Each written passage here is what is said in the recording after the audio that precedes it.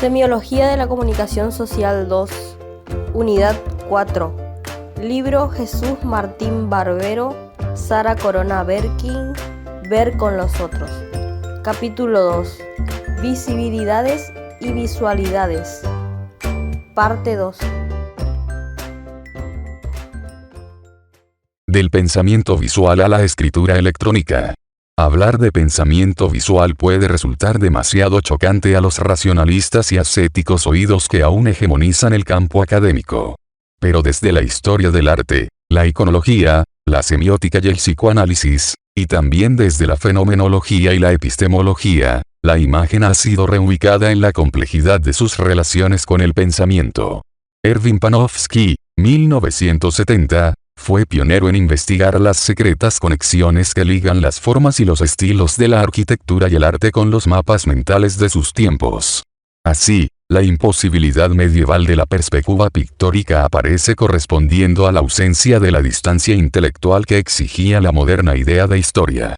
El análisis iconológico da cuenta justamente del paso de una iconografía de los motivos o las alegorías, que representan los cuadros o los edificios, a la configuración de los conceptos y los esquemas mentales que organizan la selección y la composición de las formas pictóricas o arquitectónicas desde el Renacimiento.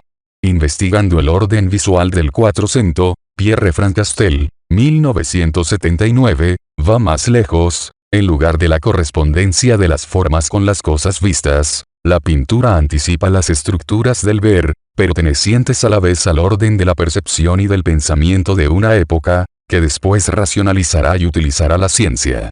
Ernst Gombrich, 1993, estudia la formación de la mirada que rematiza y textualiza la imagen. Un cuadro es una hipótesis que contrastamos al mirarlo desde la perspectiva psicológica de la Gestalt, es decir, de la actividad cognitiva de la percepción en la construcción de la imagen. La investigación sociosemiótica de la imagen ha hecho pensable su espesor significante, la materialidad de la experiencia social que, a su manera, se incorpora a las formas, los colores y las técnicas. Berger, 1974, la relación constitutiva de las mediaciones tecnológicas con los cambios en la discursividad, con las nuevas competencias de lenguaje, desde los trazos mágico-geométricos del Homo Pictorial Sensorium laico que revela el grabado o la fotografía, y los nuevos relatos que inauguran el cine y el video. Guvern, 1987. Pero también la sociosemiótica explora el vaciado de sentido que sufre la imagen sometida a la lógica de la mercancía, como en la publicidad y el espectáculo, en la indiferencia y la insignificancia que corroen el campo del arte mientras se produce una estetización banal de la vida y una proliferación de imágenes en las que no hay nada que ver. Baudrillard, 1991. El debilitamiento y la fragilidad de lo real que produce un discurso de la información visual en el que la desaparición de la cifra simbólica por la fragmentación que exige el espectáculo transforma el deseo de saber en mera pulsión de ver. González Requena, 1986. Y el primado del objeto sobre el sujeto que realiza el discurso publicitario a través de la imagen convertida en estrategia de seducción y obscenidad, esto es, puesta en escena de una liberación perversa del deseo cuyo otro no es más que el simulacro fetichista de un sujeto devenido él mismo en objeto. Baudrillard, 1985. Esta nueva perspectiva epistemológica tiene uno de sus más explícitos y espléndidos abordajes en la filosofía de Merleau-Ponty, 1945-1966, sobre la percepción sensible, la pintura de Cézanne y la relación que intercala lo visible en lo invisible. Hay un saber del cuerpo, que viene del cuerpo y que no es pensable desde la concepción que ubica la conciencia en contraposición al cuerpo, pues la percepción corporal es la que nos hace accesible la experiencia originaria en que se constituye el mundo del hombre, esto es, la interfaz entre la percepción y la expresión.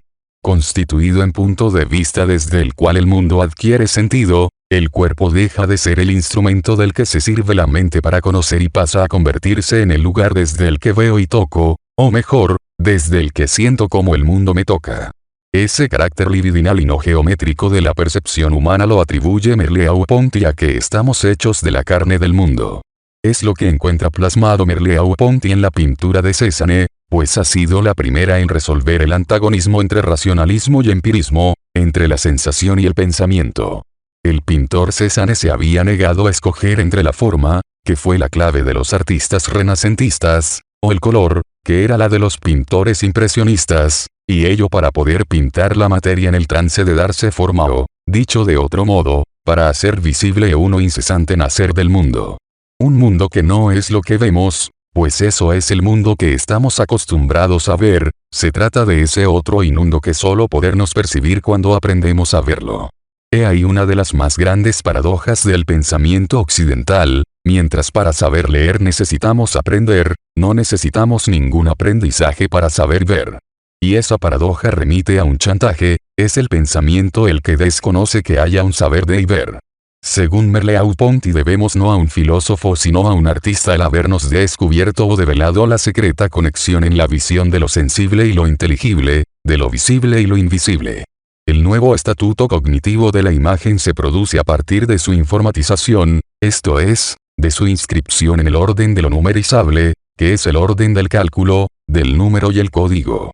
Una inscripción que remite no solo a la economía informacional, Chartrand, 1994, sino también a una ironía de lo figurtu, Levin, 1993, Lenain, 1997, que permite a las imágenes dejar de tener como lastre su errancia estética y su complicidad con la seducción. El proceso que ahí llega entrelaza un doble movimiento.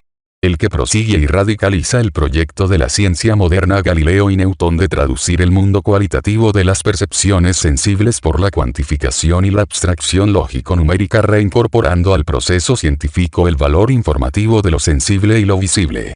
Arrancándola del prejuicio que cargaba en la sospecha racionalista, la imagen está siendo percibida hoy como posibilidad de la experimentación por simulación en la computadora, lo que potencia la velocidad del cálculo y permite inéditos juegos de interfaz, esto es, arquitecturas de lenguajes. La visibilidad de la imagen se ha convertido en legibilidad, Lascaux, 1976. Que permite pasar de haber sido un obstáculo epistemológico a haberse convertido en mediación discursiva de la fluidez, flujo, de la información con el poder virtual de lo mental. Así como la computadora nos coloca ante un nuevo tipo de tecnicidad, nos hallamos también ante un tipo de textualidad que no se agota en la computadora, ya que el texto electrónico se despliega en una multiplicidad de soportes y escrituras que, desde la televisión al videoclip, y del multimedia a los videojuegos, producen una compleja y creciente complicidad entre la oralidad y la visualidad de los más jóvenes. Y es justamente entre las nuevas generaciones donde esa complicidad opera más fuertemente, no porque los jóvenes no supieran leer o lean poco sino porque su lectura ya no tiene al libro como único eje y centro de la cultura. Con lo que es la noción misma de lectura la que está en cuestión, la que está ya obligándonos a pensar el desorden estético que introducen las escrituras electrónicas y la experiencia audiovisual. Ya que la visualidad electrónica ha entrado a formar parte constitutiva de la visibilidad cultural, esa que es a la vez entorno tecnológico y nuevo imaginario capaz de hablar culturalmente y no solo de manipular tecnológicamente, de abrir nuevos espacios y tiempos para una nueva era de lo sensible, Renaud, 1990, página 18. Suelo utilizar la figura del palimpsesto para aproximarme a la comprensión de una sensibilidad que, en su plasticidad, se asemeja a ese texto que borra sin borrar del todo, permitiendo que el pasado borrado emerja, aunque borroso, en las entrelíneas que escriben el presente. Ahí apunta la empatía tecnológica de la generación más joven cuyas subjetividades no se constituyen a partir de la identificación con figuras, estilos y prácticas de las añejas tradiciones que suelen definir a la cultura, sino a partir de la conexión-desconexión, juegos de interfaz, con las últimas tecnologías. Ramírez Lamus, 1995, página 16. Empatía que se apoya en una plasticidad neuronal que se manifiesta en la enorme capacidad de absorber información vía televisión o videojuegos computarizados y la facilidad para entrar y navegar en la complejidad de las redes informáticas. Frente a la distancia con que gran parte de los adultos resienten y resisten a una cultura digital que desvaloriza y vuelve obsoletos muchos de sus saberes y destrezas, los jóvenes responden con una proximidad hecha no solo de facilidad para relacionarse con las tecnologías audiovisuales e informáticas sino de complicidad expresiva, es en sus relatos e imaginerías, En sus sonoridades, fragmentaciones y velocidades donde se reencuentran con sus ritmos y sus idiomas. Martín Barbero, 1998. Es el lenguaje del rock y del rap que en los últimos años ha pasado a expresar la cruda experiencia urbana de las pandillas juveniles en los barrios populares de las metrópolis latinoamericanas. Y eso por haberse convertido en vehículo de una conciencia dura de la descomposición de la sociedad, de la presencia cotidiana de la muerte en las calles, de la sin salida laboral y profesional, de la exasperación y lo macabro. En la agresiva velocidad imagética del videoclip musical, corno también en la estridencia de la discoteca alucinante, o en la fiesta con estéreo barrial, donde se hibridan hoy los sones y los ruidos de nuestras ciudades con las sonoridades y los ritmos de las músicas indígenas y negras, y las estéticas de lo desechable con las frágiles utopías que surgen de la desazón moral y el vértigo audiovisual. He ahí en acción el sensorium twimpsesio en el que la persistencia de estratos profundos de la memoria y la mentalidad colectiva son sacados a la superficie por las bruscas alteraciones del tejido tradicional que la propia aceleración modernizadora comporta. Marramao, 1989, página 60. Cuando la experiencia audiovisual se hace masiva.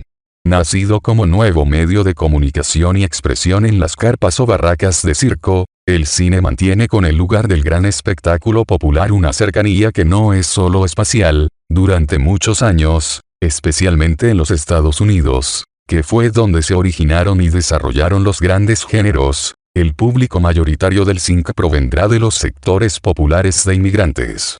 La pasión que durante la primera mitad del siglo XX sintieron las masas urbanas por el cine tuvo que ver con el reconocimiento que en él se efectuaba de una matriz estética popular, aquella que confunde actor con personaje y representación con acción. Cuando el espectador de cine gritaba bravo o silbaba no era para expresar el juicio que le merecía la calidad de la representación sino para demostrar su identificación con el destino de los héroes que veía en la pantalla. Riera, 1976. Página 130. Fue la secreta complicidad del cine con su público la que activó y supo explotar el Star System. Morin, 1964, la identificación sentida y el deseo movilizado por la estrella enchufaron la estética al negocio. Y también a la ideología. En la reconciliación del ANE con las masas que realizaba el cine, éstas hicieron la experiencia después de Cristo una nueva subjetividad. El aburguesamiento del imaginario cinematográfico corresponde al que sufrió la psicología popular. Morin, 1964, página 23. Tanto o más que el cine, la televisión ha desordenado la idea y los límites de ese campo de la cultura, sus tajantes separaciones entre realidad y ficción, entre vanguardia y kitsch, entre espacio de ocio y de trabajo. Pues más que buscar su nicho en la idea ilustrada de cultura, lo que sí hizo el cine durante un tiempo en su relación con la literatura y la plástica, la experiencia audiovisual que hace posible la televisión replantea aquella idea radicalmente desde los modos mismos de relación con la realidad, esto es, desde las transformaciones que introduce en nuestra percepción del espacio y el tiempo. Del espacio, profundizando el desanclaje, Hiddens, 1994, página 31, que la modernidad produce sobre las relaciones de la actividad social con las particularidades de los contextos de presencia, desterritorializando las formas de percibir lo próximo y lo lejano hasta tomar más cercano lo vivido a distancia que lo que cruza nuestro espacio físico cotidianamente. Telépolis es al mismo tiempo una metáfora y la experiencia cotidiana del habitante de una ciudad cuyas delimitaciones ya no están basadas en la distinción entre interior, frontera y exterior, ni, por lo tanto, en las parcelas del territorio. Echeverría, 1994, página 9. Paradójicamente, esa nueva espacialidad no emerge del recorrido viajero que me saca de mi pequeño mundo sino de su revés, de una experiencia doméstica convertida por la televisión en ese territorio virtual al que, como expresivamente dice Virilio, 1990, página 41, todo llega sin que haya que partir. La percepción del tiempo, en la que se instaura la experiencia televisiva, está marcada por las experiencias de la simultaneidad y lo instantáneo. Vivimos una contemporaneidad que confunde los tiempos y los aplasta sobre la simultaneidad de lo actual, sobre el culto al presente que alimentan los medios de comunicación, en especial la televisión. Pues una tarea clave de los medios de comunicación masiva es la de fabricar presente, un presente concebido bajo la forma de golpes sucesivos sin relación histórica entre ellos. Un presente autista, que cree poder bastarse a sí mismo. Mongin, 1994, página 25. La contemporaneidad que producen los medios audiovisuales remite al debilitamiento del pasado por su reducción a una cita con la que colorear el presente siguiendo las modas de la nostalgia. El pasado deja de ser entonces parte de ella memoria y se convierte en ingrediente del pastiche, esa operación que nos permite mezclar los hechos, las sensibilidades y los estilos, los textos de cualquier época, sin la menor articulación con los contextos y los movimientos de fondo de esa época. Para comprender el sensorium que cataliza la televisión, partir en unos también de su relación con la estallada y descentrada ciudad que ahora habitamos. Hay una estrecha simetría entre la expansión estallido de la ciudad y el crecimiento densificación de los medios y las redes electrónicas. Si las nuevas condiciones de vida en la ciudad exigen la reinvención de lazos sociales y culturales, son las redes audiovisuales las que efectúan, desde su propia lógica, una nueva diagramación de los espacios e intercambios urbanos. García Canclini, 1990, página 49. En la ciudad diseminada e inabarcable solo el medio audiovisual hace posible una experiencia simulacro de la ciudad global. Es en la televisión donde la cámara del helicóptero nos permite acceder a una imagen de la densidad del tráfico en las avenidas o de la vastedad y la desolación de los suburbios y los barrios de invasión. Es en la televisión o en la radio donde cada día más gente conecta con la ciudad en la que vive. En unas ciudades cada día más extensas y descentradas, la radio y la televisión acaban siéndose el dispositivo de comunicación capaz de ofrecer formas de contrarrestar el aislamiento de las poblaciones marginadas, estableciendo vínculos culturales comunes a la mayoría de la población.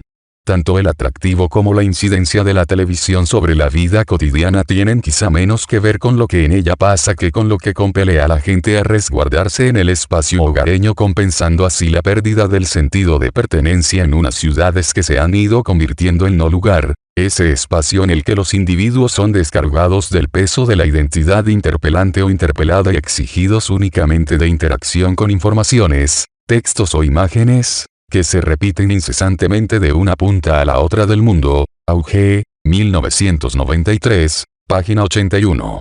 En la reconfiguración de la experiencia urbana emerge el nuevo sensorium, frente a la dispersión y la imagen múltiple que, según Benjamin, conectaban la experiencia de la muchedumbre y del paseante en las avenidas de la ciudad moderna con la experiencia del cine. Los dispositivos que ahora conectan la estructura comunicativa de la televisión con las claves que ordenan la nueva ciudad son otros, la fragmentación y el flujo.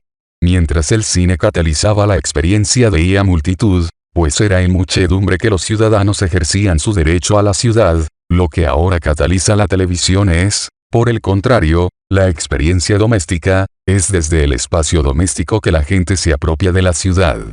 Y mientras del pueblo que tornaba la calle al público que va al teatro o al cine, la transición conserva el carácter activo y colectivo de la experiencia, de los públicos de cine a las audiencias de televisión el desplazamiento señala una profunda transformación. La pluralidad social sometida a la lógica de la desagregación radicaliza la experiencia de abstracción que sufre el lazo social, y la fragmentación de la ciudadanía es entonces tornada a cargo por el mercado que convierte la diferencia en una mera estrategia de rating.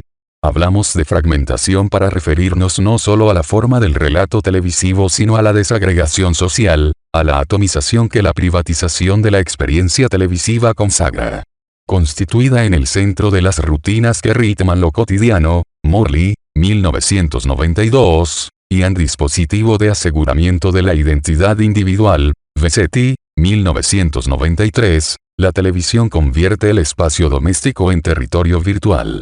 Lo que resulta importante comprender entonces no es solo el repliegue sobre la privacidad, sino la reconfiguración de las relaciones de lo privado y lo público que ahí se produce, esto es, la superposición entre ambos espacios y el emborramiento de sus fronteras. Lo público se solapa en lo privado no solamente en el plano económico sino en el político y el cultural. La televisión es hoy día la representación más aproximada del demiurgo platónico, y la fascinación que ejerce sobre los seres humanos no tiene que ver únicamente con la información o con el entretenimiento, La oferta televisiva principal es El Mundo, el teleadicto es un cosmopolita, Echeverría, 1995, página 81.